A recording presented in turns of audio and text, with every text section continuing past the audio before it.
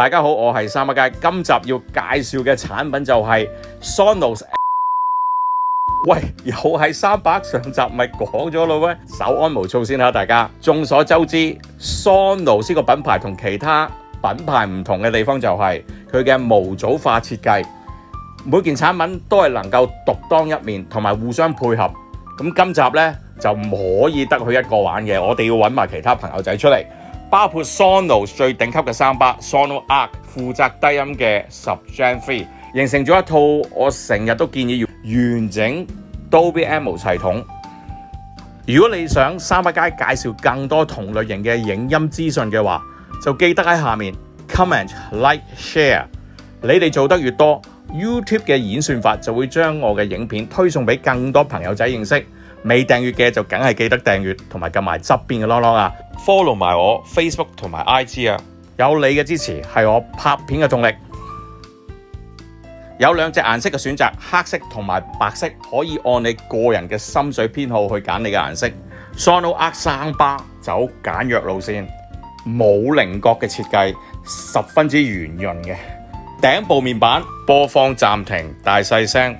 而最右手邊你會見到收音咪有冇着嘅信號燈。頂部約為2/3位置開始咧，你會見到啲透聲孔一直延伸到去前方嘅位置，包裹住300嘅發聲單元。呢支300兩個側邊咧都係有透聲孔。睇翻呢支300嘅背脊，你會見到十分之簡潔，一個 pairing 掣，一個 LAN 頭，另外一面就係俾你插電源線，一面有一個 eARC 嘅 HDMI 插頭，愛嚟俾你連接電視機相對應嘅 ARC 或者係 eARC 嘅插頭。假設你係睇串流平台，咁就冇嘢接落部電視機度，你部電視機收翻嚟嘅影像信號，電視機職責放個畫面嚟睇，而相對應嗰個音效就會經 ARC 或者 eARC 回傳落呢支300度。你話如果我想打機，我仲要 4K 120，咁點辦呢？好簡單，將部遊戲機直接插入電視嗰度，電視收集晒翻嚟嘅影像信號 4K 120冇問題啦，你部電視機一定支持到噶嘛。相對應 Dolby Atmos 嘅音效就會經翻頭先講個方法，用 eARC HDMI 插頭走出去，回傳翻落去你支300度，就係咁簡單。跟住就到後邊嗰對環繞聲喇叭啦。Era 300個外形咧，有人話似沙漏，我個人就覺得正面望上去似一個跑道型嘅形狀，拉長佢變為一個柱體，中間收腰佢。咁當然呢個設計就唔係為咗美觀嘅，係有實用用途嘅。負責重低音嘅就係 Sonos 10 Gen 3，外形正方形，中間開咗個窿。如果你幻想下變咗圓形咧，就似一個咁點解咁樣設計呢？當然又唔係標奇立異嘅。你見到中間呢有兩個面貼面嘅低音單元 ，Sonos 用呢個設計就希望通過互相嘅抵消，減低喺subwoofer運作時產生嘅顫動，所以個subwoofer就好安靜，但係你仍然聽到好震撼澎湃嘅低音。但係外觀方面咧，呢隻10仔就同其他幾件組件唔同，其他幾件組件咧都係啞式嘅設計，咁但係隻10仔就另面嘅 3D 音效格式支援，完全支持 Dolby Atmos， 即係你睇緊串流平台最高規格有損耗嘅 Dolby Atmos 佢支持，甚至你係睇碟入邊冇損耗嘅 Dolby Atmos 佢都完全支持，呢方面絕對冇問題。我哋首先唔好理7.1.4，我哋先睇我認為最理想嘅佈局 5.1.4 係點樣先。第一組數字5係代表耳仔水平聲度，前邊嗰條300負責嘅左中右3個 channel， 同埋後邊嗰對環繞聲負責左後同右後2個耳仔水平聲度，前3後2一共係5個耳仔水平聲度。中間組數字係代表重低音嘅數目。而我哋套系統就有一個 Sonos 10 Gen 3，所以完全對應到中間個1。最後一組數字係4，代表天空聲度。前面條300有2個向上發聲嘅單元，係通過啲聲音打上去天花板，天花板彈翻落嚟，去翻聆聽者位置，用呢個形式去達成天空聲度。前面有2個，後邊嗰對環繞聲喇叭 eARC 300，每一個佢都有一個向上發聲嘅高音。咁就形成前二後二加埋係4，連埋 Sonos 宣稱嘅7.1.4兩組比較，發現唔同嘅只係第一組數字，代表耳仔水平聲度。點解會多咗2個 channel 出嚟呢？個 channel 係咩嚟嘅呢？你睇翻前面啲3巴，兩側都有側射嘅發聲單元，同埋 Era 300都有側射嘅單元，通過擴散同埋彈牆反射形式去營造耳邊嗰2個聲道，咁咪多咗2個虛擬聲道出嚟咯，而達至整體7.1.4嘅聽感。用戶界面部門冇遙控器提供，所有嘅 control 所有嘅控制都係需要 Sonos Apps 一個手機 Apps。Sonos 自家自動調音功能 True Play 用咗手機 Apps 入邊就可以撻着呢個功能。咁呢個功能你要用咧有少少門檻嘅，就係你需要有 iOS 嘅設備，即係例如蘋果嘅手機或者係平板電腦，你至用得到。如果冇嘅話，你就可能要問朋友仔借嚟用。但係我個人覺得，雖然 True Play 你唔會成日做，不過最好都有個例如 iPad 放喺屋企度傍下身。完全主觀、全無客觀嘅聽後感環節，睇咗10幾20出戲啦。當然唔係全部睇晒啦，有啲係抽嚟睇嘅。聽個名你可能都估到1、2噶啦，係關於寒戰嘅。咁我會覺得你可以形容為鬼佬版嘅長津湖。咁我抽取嘅章節呢，就係要炸斷鴨綠江大橋，防止戰狼吳京等人呢喺過橋呢抗美援朝。咁呢一段你會聽到啲咩呢？第一樣嘢就係滿天都係炮火聲，乒鈴乓啷嘅低頻呢，喺呢個系統嘅表現呢，滿意。咁另外幾中意有一幕戲嘅畫外音，即係飛機飛出畫面之後，但係聲音你會聽到慢慢延伸到去你嘅後邊嘅地方，咁都做得唔錯。Slumberland 做水行俠做主角嘅，中文名叫做《懵仔歷險記》啊，夢祭歷險記一定唔係香港人改嘅係嘛？懵仔歷險記都夠膽死改嘅。呢次有咩好玩呢？就係個天空聲道，你由呢眼燈，你見到喺個熒光幕左上角個鏡頭就會慢慢咁樣向地下方向去嘅。你會聽到眼燈水晶燈有啲 gling gling gling 嗰啲聲啦，佢會慢慢咁伸延上去嘅。不過呢個係前菜，最好玩係跟住落嚟。當呢位蒙特警啊，蒙特嬌。當呢個蒙特嬌攞住支槍咧，對住阿水行俠佢哋嗰陣時咧，後邊即係水晶燈個位置啦，嗰嚿嘢跟住爆開嘅。咁呢度你一直聽到後邊嘅聲音，同埋後邊上邊嘅聲音啦，好豐富嘅呢一幕。同埋跟住佢爆開咗之後，啲嘢射到周圍都係，你會聽到好多嘅生 object 喺個空間度飛嚟飛去嘅，包括上邊啦。咁我覺得呢一幕呢係必試嘅，而呢部機亦呈現到好多細緻位喺度。Netflix 科幻電視劇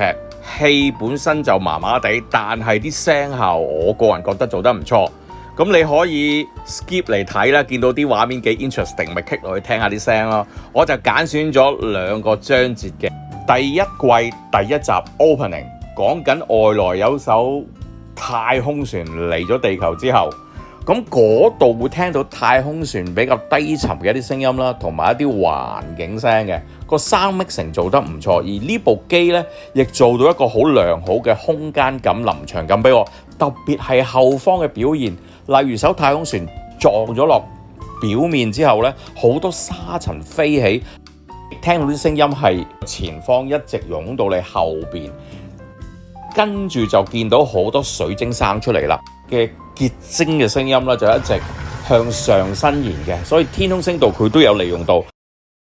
咁就算一啲比較靜態畫面，例如太空船內部嘅環境有啲環境聲，佢配埋落去之後呢，你感覺都有一個唔錯嘅臨場感。佢第2季第2集其中一個 scene， 你會見到女主角穿住太空衣啦，咁有好多光點圍住佢嘅。呢一幕你會聽到一個唔錯嘅天空聲，嗰啲光點好似喺上邊咁灑落嚟，然後包圍住個女主角，一個唔錯幾好玩嘅體驗，亦係好多人都話隻碟無論聲畫質素係高於串流。你睇 Netflix 睇一次先，套戲覺得 OK 嘅，不妨買翻隻碟翻嚟試邊度呢？ Opening， 你總之一 open 睇到 bling bling， 睇下收唔收貨先，吸唔吸引到你繼續睇落去？吸引到嘅，我都係叫大家睇埋佢。跟住落嚟就一定要試呢一段啦，特別係試個天空聲，你會聽到炮彈喺上邊轟炸 bling bling 嘅聲音，天花木板震動嘅聲音，而跟住落嚟就係一啲沙石跌落嚟嘅聲音。鐵血戰士狩獵追擊好長啊，個中文名，英文就好簡單 Prey。呢出戲我中意嘅，同埋啲聲效真係唔錯，但係唔知點解之前介紹 Disney Plus 好聲好戲嗰集就遺漏咗佢。有觀眾朋友就覺得好正，就希望我加翻落去，咁我就而家從善如流加翻落去。選取嘅章節就係女主角俾隻大灰熊追緊嗰陣時，就喺個岸邊一個類似荊棘林叢林上緊嘅地方度就匿咗入去，咁隻熊人就喺上邊襲擊，令我諗起另一出電影由 Leonardo DiCaprio 做嘅，又係對付一隻大熊人嘅電影，叫做《復仇勇者》The Revenant。咁連個故事背景發生嘅時間都係嗰個期間，北美洲嘅原住民啲 native 俾白人去侵佔欺凌嘅故仔，幾中意佢能夠巧妙地用咗北美洲嘅歷史套翻落去《鐵血戰士前傳》入邊，一來就更加政治正確啦，二來有度估佢唔到嘅，最初以為淨係講緊啲原住民對付呢隻外星獵人啦。點不知原來去到中段呢，佢又有一班法語系嘅白人皮草箱，咁嗰段係做得幾好，我估唔到有呢段戲，咁有呢段戲就令到成個歷史感呢就更加強，所以如果有時間嘅話，都可以揾翻呢出戲嚟睇睇。二來嗰啲聲效真係做得唔錯嘅。點解揀呢出戲？一來佢嘅聲效做得好，係示範級數；二來揀呢一幕戲最重要原因就係俾我嘅感受係好似我早排去日本大阪 Dolby Cinema 睇戲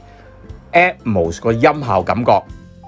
佢唔係單單後邊有聲出，佢係講緊一個空間感同距離感。嗰隻怪獸啲滴答滴答聲係離我一個距離比較遠嘅地方發出嚟嘅。個人傾向相信做到呢個效果，完全係因為 Era 300佢有高達6個單元營造出嚟個空間感同埋距離感。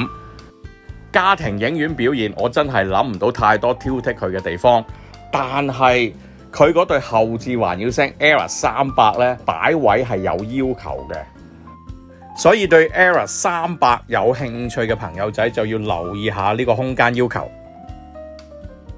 音樂表現一如既往 Sonos 產品，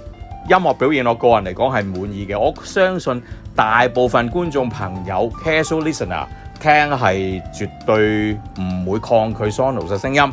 中低頻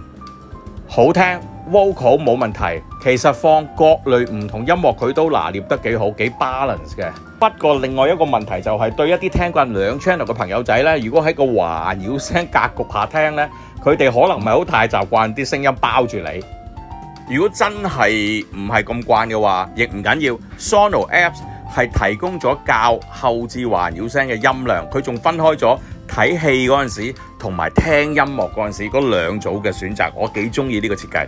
3D Music 呢一 part 呢一 part 係比較特別嘅。我試咗3個唔同嘅方案。第一個方案以一個家庭影院形式嚟聽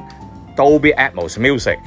而第二個方案就係上一集講咗佢可以獨當一面噶嘛，對後置 Era 300拆咗出嚟一隻去聽。第三個方案 pair 兩隻嘅 Era 300作為一個立體聲系統，咁樣去聽一次 Atmos Music， 出嚟3個嘅感覺係點呢？第一個方案聽出嚟呢，出嚟嘅效果我都幾滿意，整體感覺個音樂感 Spatial Audio， 我個人係中意 Era 300喺音樂上嘅表現，無論一個或兩個當兩個 pairing 之後嘅強勢係乜呢？第一，你個空間感會更加強烈，更加仔細，因為你多咗出嚟嘅單元去描述緊呢個空間嘅音效資訊。第二部分嘅幫助就係低音方面呢，會更加細緻同埋會更厚一點。我個人覺得愛嚟睇戲絕對唔會大材小用嘅。呢一對喇叭本身強項係可以喺家庭影院度發揮，因為佢其中一個特點就係佢營造一個唔錯嘅空間感，特別講緊後邊。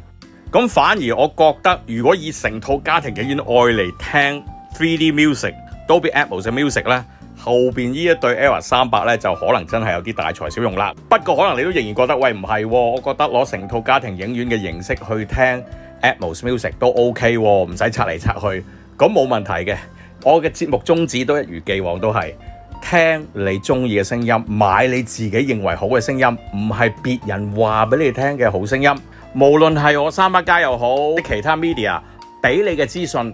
都係一個參考。最重要嘅就係我哋要身體力行，落去店鋪度去摸下佢，掂下佢，去聽下佢，去感受呢件產品。節目如果啱聽嘅話，記得喺下面 comment、like、share。你哋做得越多 ，YouTube 嘅演算法就會知道我條片嘅存在，推送俾更多朋友仔嘅認識。如果你而家仲未訂閱嘅，就梗係快啲喺下面訂閱同埋撳埋側邊嘅啷啷啊！咁有新節目推出嗰陣時，你就唔會錯過啦。可以嘅話 follow 埋我 Facebook 同埋 Instagram。如果你係激進派，想大力咁樣支持呢個頻道，繼續為你發聲嘅話呢，可以考慮使用 YouTube 嘅 Super Thanks， 用金錢重手咁樣打落嚟。如果你想用 PayMe 嘅話，就喺下底留言話俾我知。我係你嘅節目主持人300街，希望下一條片再見到大家，拜拜。